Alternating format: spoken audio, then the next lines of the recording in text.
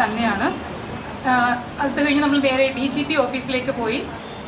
ഈ നമ്മൾ മുൻപ് വന്ന വീഡിയോ വ്യാപകമായി ഷെയർ ചെയ്ത് നിന്ന് പല ആൾക്കാരും ഇതിനെക്കുറിച്ച് അവെയർ ആയിരുന്നതുകൊണ്ട് തന്നെ ഞങ്ങൾ സമീപിക്കുന്ന ഓരോ ഓഫീസിൽ നിന്നും നമുക്ക് വളരെയധികം സപ്പോർട്ടീവായി തന്നെ ഉദ്യോഗസ്ഥന്മാർ അത് കണക്കിലെടുത്തു.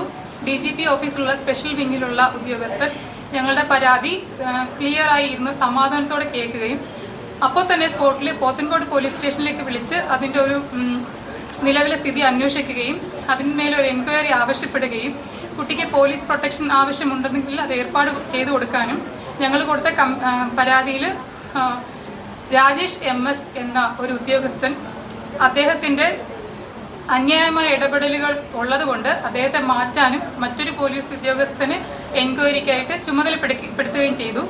അവിടെ നമ്മൾ പ്രതിപക്ഷ നേതാവിനെ കാണാൻ പോയിരുന്നു. അദ്ദേഹം സ്ഥലത്തുണ്ടായില്ല. അദ്ദേഹത്തിൻ്റെ ഓഫീസിൽ നിന്ന് എന്ത് നടപടി എടുത്തു എന്നുള്ളതിനെക്കുറിച്ച് ഞങ്ങൾക്ക് ഒരു അപ്ഡേറ്റും കിട്ടിയിട്ടില്ല.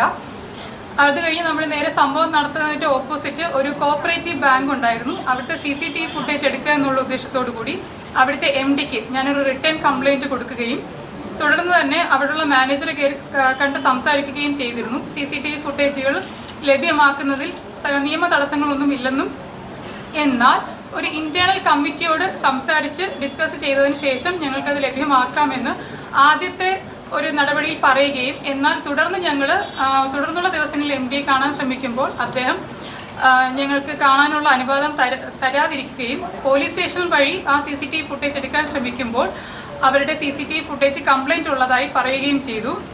എന്നാൽ